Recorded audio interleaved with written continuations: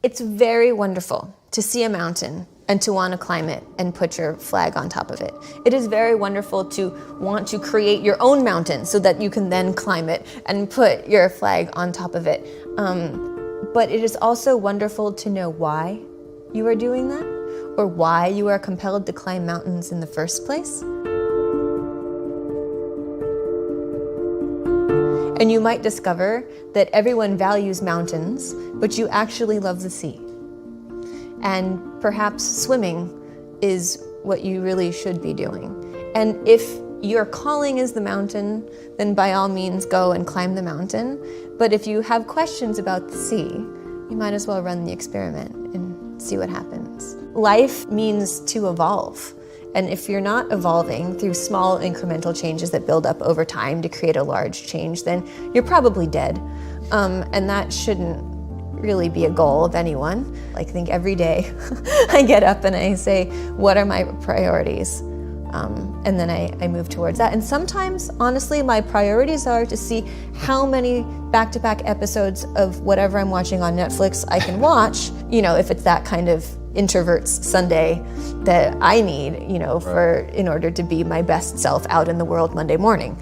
And sometimes it's, how much of my to-do list can I crank through before lunch? And so I tell myself that this to-do list, or the things that are on it, are so insignificant compared to the things that I have already done, or I've already survived, or already accomplished, that it's almost laughable that they think they can stay there on my to-do list, like they're actively mocking me. And so if you can get to the point where you can say, well, I've already pushed through something uncomfortable, or I've already done something that I didn't think that I was able to do, didn't have the skills to do, didn't have the confidence to even try, but yet circumstances intervened and I was forced to. I've already done these things. And yeah, they were in a different context. Maybe they were in a personal context and not a career context. Or in my case, they were in the theater and not in the science world. But it's proof of concept is already there. So what reason do I have to believe that it's not going to work again? So not thinking about it as this entirely novel new thing, because you do get the fear response to new things, because that's our brain trying to protect us from things that might be dangerous that we don't know anything about, and realizing that in fact this is a familiar task that's cloaked in a new environment.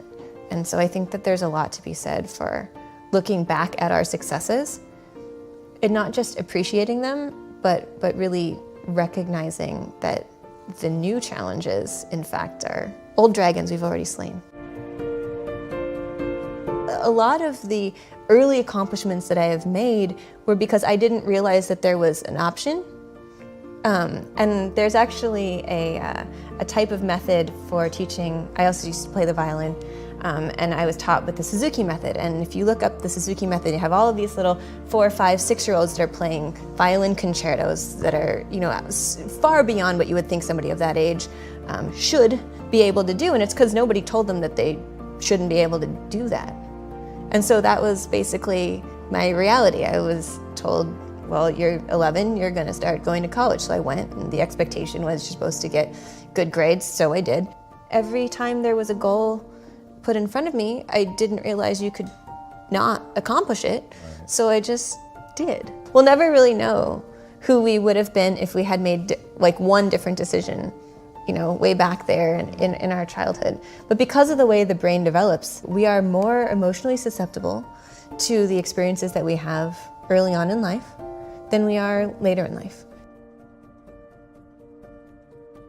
We all have to live in this society that's been created for us, and there's, certain expectations that one is a contributing member of the community of humanity, and that can be accomplished in many different ways. I think if I had a group of young people that I was responsible for, I would try and listen more than maybe my parents did to what each of them want. I certainly wouldn't try and mentor all of them, because you can't do that, right? But put them in situations where they can find people to emulate and to look up to and to ask the right questions of. Because the worst thing in the world is to have an inquisitive mind or to have questions and to not know the right people or have the right resources to get them answered. So the youthful brain is still plastic, it's still developing, and it's more susceptible to information in certain ways than in others. I'd use stories. I would use imaginative language and humor. But there's a certain amount of finishing that happens in those last few years in the early 20s, which is the full development of the prefrontal cortex, which is sort of responsible both for those our ability to think logically and to predict outcomes, and also maybe a little bit for us to project the negative outcomes as well, right? So optimism falls victim to reality. Brains are lazy because most of nature is lazy. There has to be a justifiable reason for energy output, because that's using resources that is important for survival. So if our brains are lazy and they follow the processes that are easiest for them to follow, if you have constantly trained your brain through like reframing and reframing and reframing, that the positive, the optimistic outcome is the easiest one to think about.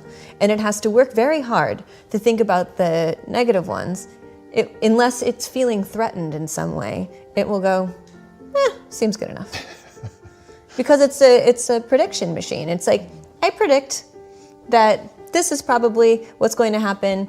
It'll be a positive outcome. There might be other factors, but the energy that I would be expending thinking about those other factors doesn't seem in line with what's necessary for the importance of this decision, so good enough. Our brains really don't like to be bored. That we get very unhappy if they're understimulated, and then that can go to solving the problem in many different ways. Not just how can I solve the problem short term, but how can I ensure that this is not going to be a problem in the long run. Emotion was not useful, or it is actively a destructive thing, and that I had to build my life entirely logically. Now that's obviously, like, we're human, so it's impossible. We make emotional decisions all of the time, but a youthful, developing brain thinks that this is something that can be done and that they can, always do the right thing. And the right thing is the logical thing. And then as I started to learn about the brain and as I started to learn about myself, I realized that I didn't have a lot of experience in seeing what would happen if I just let them come. And most people experiment with this in adolescence, but they don't know they're experiencing, just these emotions. They just kind of think this is how I am and this is who I am, right? They don't think about it in an abstract way. I went to New York and I trained at the Alvin Ailey School, which is a very well-known school of modern dance there in Manhattan. And I was gonna be a dancer, but then there were sort of cracks in the facade a little bit. I wasn't quite fulfilled. And when you're a dancer, especially when you're a young dancer, you're treated as if you don't have a mind of your own. And you are simply a body, and the artistic director and the choreographer or the teacher is giving you the input and you have to back. And for someone that already had a bachelor's degree in biochemistry, that wasn't really satisfying, especially when they would make comments about biochemistry, like, don't eat too much turkey for Thanksgiving because then you'll fall asleep because tryptophan. Right. I'd be like, do you know how many turkeys you'd have to eat?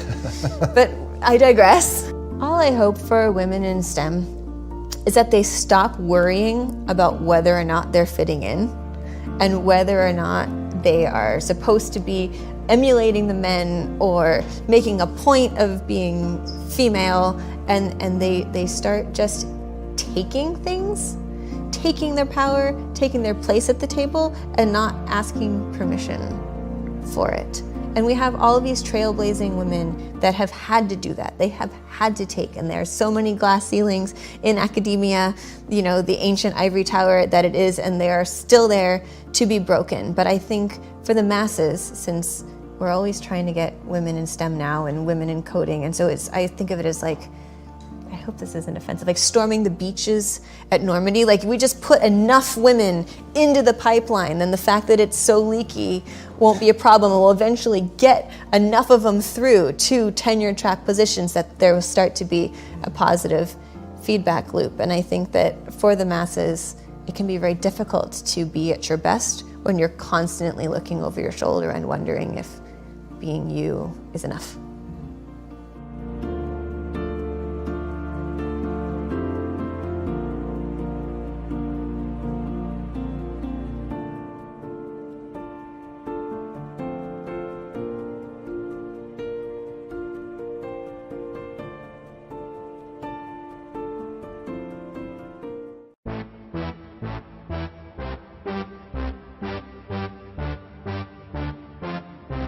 Oh, I'm a gummy bear. Yes, I'm a gummy bear. Oh, I'm a yummy, tummy, funny, lucky gummy bear. I'm a jelly bear.